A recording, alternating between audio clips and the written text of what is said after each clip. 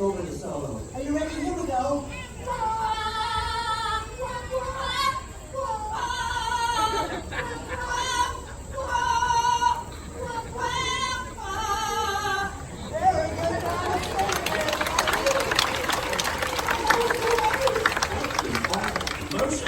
Zach, did you hear Gabby? She was singing. That was Gabby making all that noise? Yeah, it's amazing. Well, I guess that's one reason why they say bears don't make the best pets. What? Could you imagine if Gabby was singing that loud at 3 a.m. in the morning every single morning? 3 a.m. Gabby, I need a tight 12 hours every night. I think I would have been interrupting my precious duties.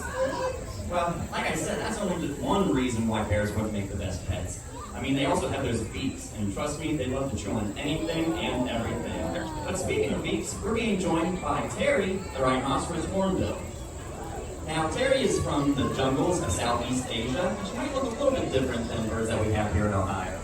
Now, you see that other product on top of her beak, and that is called a casque. It's actually completely hollow, which is beneficial for her because it makes it easier for her to fly.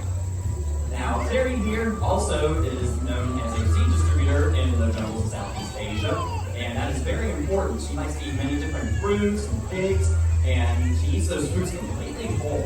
Now, her digestive system cannot completely digest those seeds, so as she's flying throughout the rainforest, she's helping to distribute those seeds all throughout the jungle.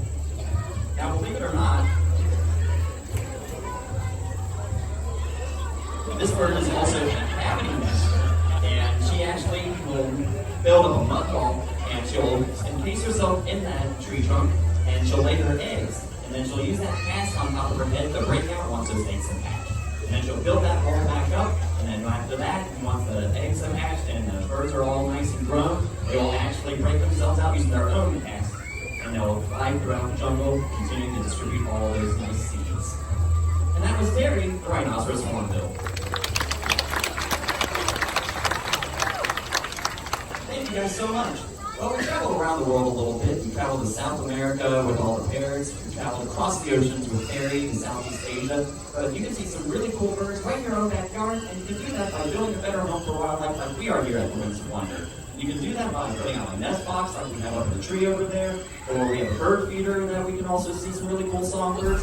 But if you have a lake in your backyard, there are birds like these. This is Donald and Howard, and they are khaki Campbell ducks.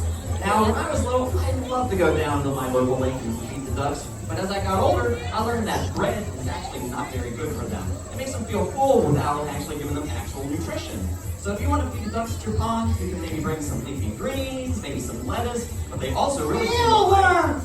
Zach, they love mealworms, so they come running for mealworms. That's what I was feeding them in the pond right here. Oh, that's why they love the pond so much. Oh, but Zach, do you know what mealworms are? No, what are mealworms, Bob? They're the baby beetles. Now, if they love the baby beetles, do you think they also love the scorpions? No, I don't think ducks would like scorpions. Why is that? Well, they're dangerous and venomous for one thing. Well, they're venomous. Did you hear that? I had no idea. Ducks, come on, let's get out of here. Besides, the scorpions really haven't been on tour since the 90s. Well, I really don't think the ducks would have to worry about scorpions too much. We don't even have them in Ohio. They would have to worry about maybe some avian predators like hawks, owls, and eagles, which actually are very important for rodent control. Otherwise, without those birds, we have... Now, hold on a second. Zachary Edward Horstman, why are you talking to all these nice folks in your family out here about rodent control during the Wings of Wonder? Well, my family and all people should know that without all these predators, we have families to match up. Well, that wasn't our you. You have any kids go around running along? No, I don't think that's much of care. I'll just imagine a field with no predators. All right, imagine a field with no predators. And just 2 rats. And 2 rats. In a little over a year, those 2 rats can multiply to eat over 1 million rats in that field. Did you just say 1 million rats? 1 million rats. So they got them running all over the place. Oh, no, It'll be that that is huge. so gross to be crawling or food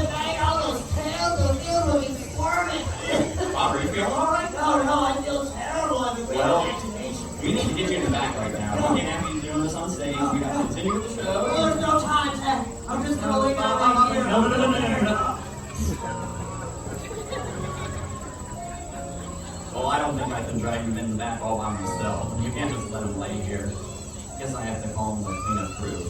Kyle, can I have a member of the cleanup crew, please? Here he comes. This is Forrest, and Forrest is a black vulture.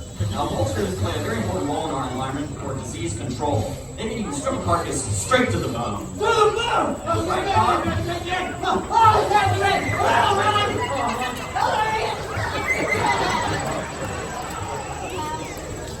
Well, I really hope that you wouldn't see a vulture chasing anyone around in the wild, but you might have actually seen them on the side of the road. And like I said, they're very important for our environment. They can clean up those dead carcasses, rotting flesh on the side, and they are actually resistant to disease. They can spend a lot of time picking those carcasses to the bone, and they'll prevent the spread of disease through flies and mosquitoes and all sorts of... Well, that doesn't sound too good. I guess Bob's still having trouble with the vulture in the back. Hey, Bob, what's the matter?